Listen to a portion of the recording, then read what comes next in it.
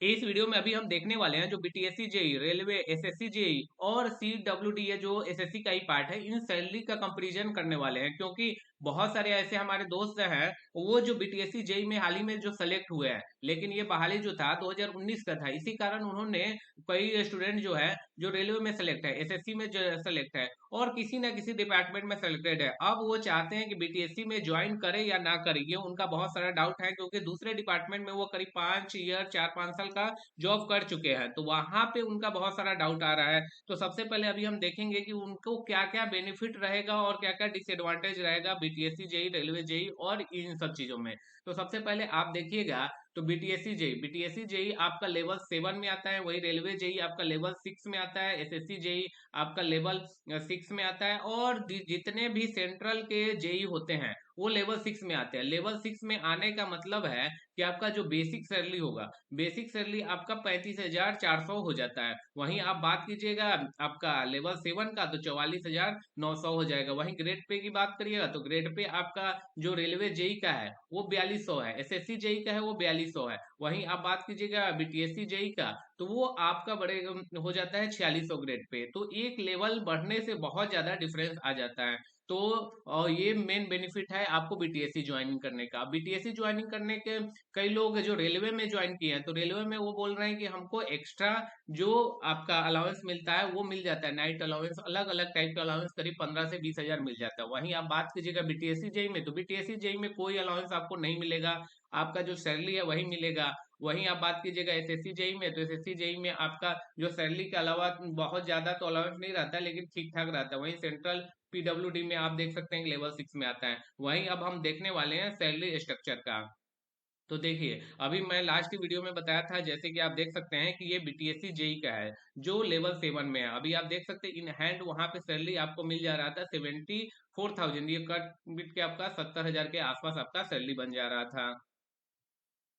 अब हम देख रहे हैं कि एसएससी जेई आप यहाँ पे देखिए बहुत सारे डिपार्टमेंट है, उसका मैंने यहाँ पे लिया था। तो देखिए ये सारे जो दिख रहा है आपका, ये आपका 4200 का ग्रेड पे है। और जो बेसिक आपका सैलरी रहेगा जितना भी डिपार्टमेंट है 35,400 का रहता है, उसके अनुसार आप कैलकुलेट करिएगा सैलरी, तो आपका करीब 65 से 60 हजार के आसपास ग्रॉस सैलरी मिलेगा। इन हैंड आपको जितना भी डिपार्टमेंट है, आप देख सकते हैं कि बहुत सारे स्टूडेंट जो सिविल में है, आप देख सकते हैं कि यहाँ पे इनका सैलरी ये इस फॉर्म में आपको बनेगा। यही सैलरी है कि ऊपर नीचे थोड़ा बहुत हो सकता है, लेकिन आप जनरली जो जेई लोग सेलेक्टेड है, जो न्यू जेई है, वो जो पुराने होगा उनका तो 1 लाख के अप्रॉक्स होगा, करीब जो 10-15 साल के एक्सपीरियंस वाले होंगे। लेकिन जो 2-3 साल 1-2 साल के वर्किंग है उनका स्टार्टिंग में यही है, वही लोग दूसरे डिपार्टमेंट में सेलेक्ट होते हैं पुराने। वहीं हम दिखाते हैं कि एक हमारे दोस्त हैं जिनका पुराना सैलरी स्लिप है, आप देखिए उनको लेवल 6 में आप यहाँ पे देखिए CPWD जूनियर इंजीनियर है, वो आप देख सकते हैं कि यहाँ पे लेवल 6 है। लेवल 6 के कारण अभी मैं बताया था कि बेसिक आपका कितना हो गया था 35,400 से 1,12,400 रुपए। वहीं आप देखिएगा यहाँ पे डीए, डीए अगर आप बात करिएगा तो डीए अभी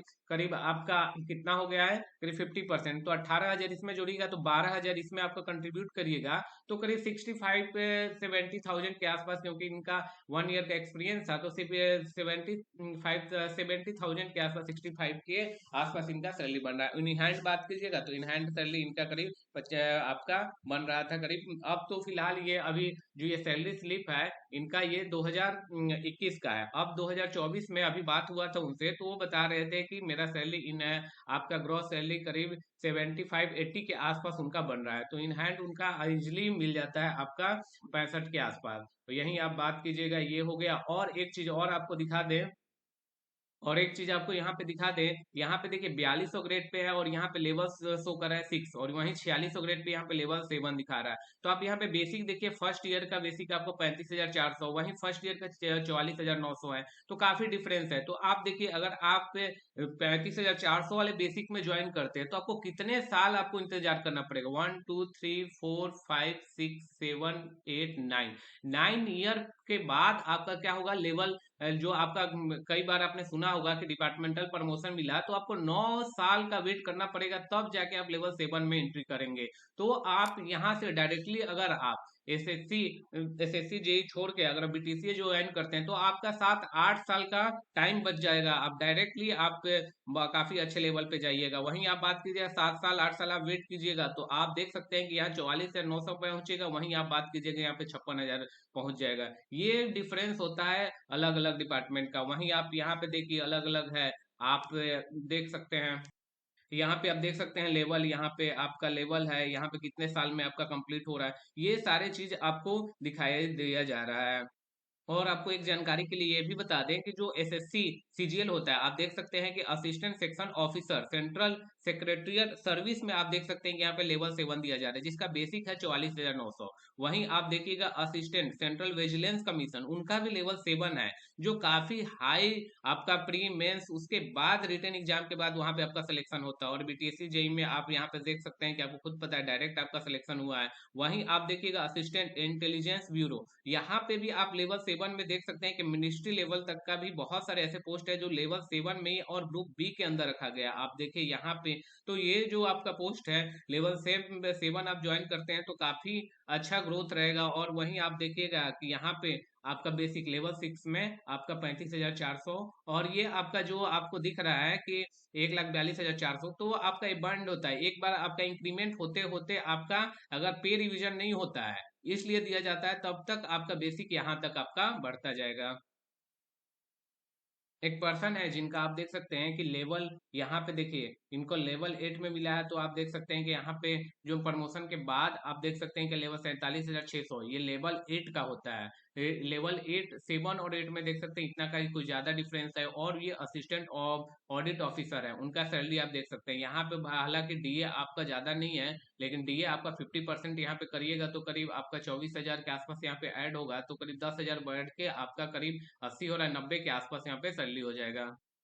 लास्ट में मैं कंक्लूजन के रूप में ये बोलना चाहूंगा कि अगर आप बिहार के ही हैं तो फिर आप बीपीएससी ज्वाइन आसानी से कीजिए। अगर आप अदर स्टेट के हैं तो फिर आप दूसरे डिपार्टमेंट को चूज कर सकते हैं, क्योंकि दूसरे स्टेट में पूरा जीवन बिताना काफी थोड़ा डिफिकल्ट हो जाता है, क्योंकि हर चीज मैनेज करना थोड़ा दिक्कत होता है। वहीं अगर बात कीजिएगा कोई भी दूसरा डिपार्टमेंट है तो फिर आप सोच सकते हैं, अगर केवल अगर आप यूपी बिहार के भी हैं तो बीटीएससी ज्वाइन आप कीजिए, कोई ज्यादा दिक्कत नहीं है, अच्छे से आपका सैलरी मिलेगा और टाइम सैलरी आपका बस इसमें यही है।